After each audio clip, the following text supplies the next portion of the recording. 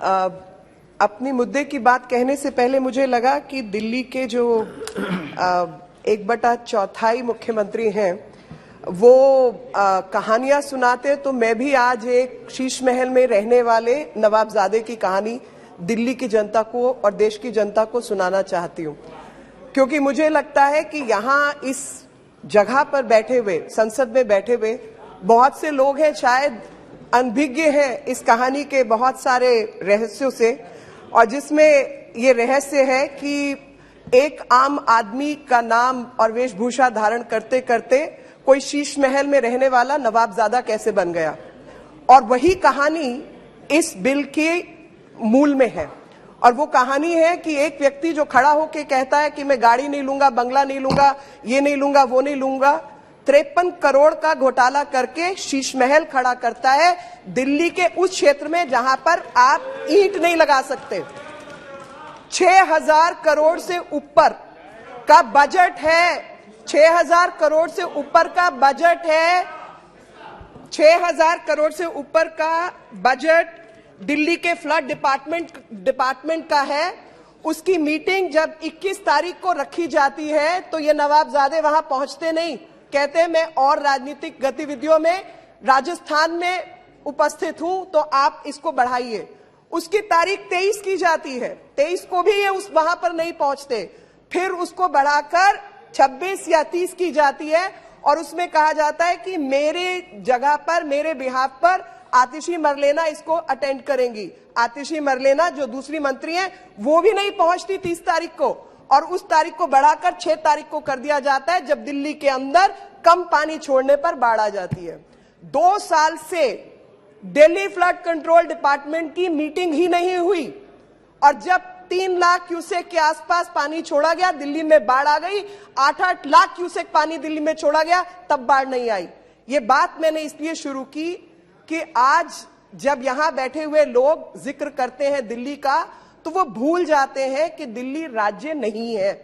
और इसीलिए मैंने कहा 1/4 मुख्यमंत्री, क्योंकि पहले तो आधी ताकत कोर्ट ने ही मान लिया कि law and order, land, all these issues will go to central government. ले दे के एक विषय बचा था जिसके ऊपर सारा झगड़ा है, सारा मामला फंसा सर्विसेज के ऊपर। और जब सर्विसेज की बात आई तो सर्विसेज क्यों आवश्यक हुई। मेरे से पूर्व में बोलने वाले मेरे अन्य दल के मित्रों ने कहा कि इंटरप्रिटेशन का अधिकार सिर्फ और सिर्फ सुप्रीम कोर्ट को है।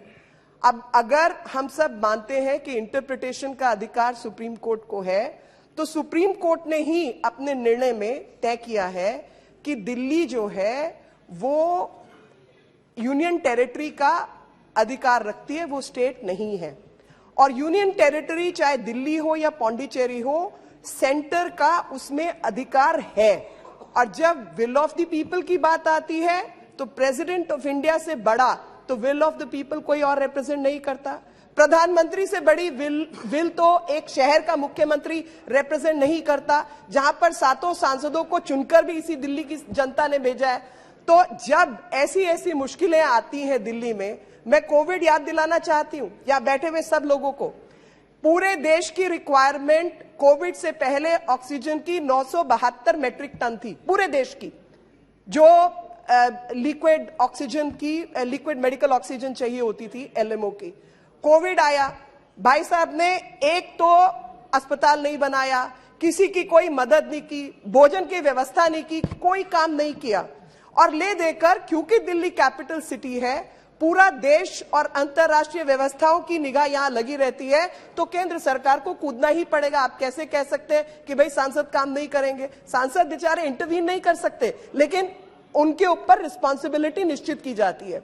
जब रिस्पॉन्सिबिलिटी निश्चित की जाती है तो केंद्र सरकार ने सुप्रीम कोर्ट में कहा कि भाई 972 मैट्रिक टन दिल्ली के लिए बहुत अधिक है, हम इतनी सिर्फ दिल्ली को नहीं दे सकते, पूर्वोत्तर के राज्यों से जहां पर आयरन एंड स्टील मैन्युफैक्चरिंग होती है वहां से ऑक्सीजन को काट करके लाना दिल्ली।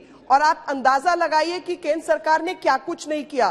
क्रायोजेनिक टैंकर्स, हवाई जहाज, ट्रेन, सब कुछ लगाकर ऑक्सीजन लेकर आए और लाकर दिल्ली के बॉर्डर पे ऑक्सीजन खड़ी कर दी। बोला जी बताइए कहां भेजनी है। तो उसकी अव्यवस्था थी, इनको पता नहीं था कहां भेजनी है। और जो प्राइवेट अस्पतालों की अपनी व्यवस्था थी ऑक्सीजन लाने की, खरीदने की, उसको तहस नहस करके इन्होंने सरकारी अस्पतालों में वहां पर भेज दिया जहां पर कोई व्यवस्था खड़ी नहीं की थी।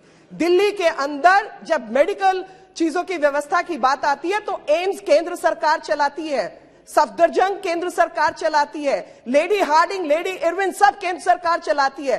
कई लाख करोड़ रुपए का खर्चा केंद्र सरकार करती है, अर्बन डेवलपमेंट मंत्रालय करता है। जब इनको कहा गया G20 है, सड़कें ठीक कर लो, तो कहते हैं हम पैसे नहीं देंगे।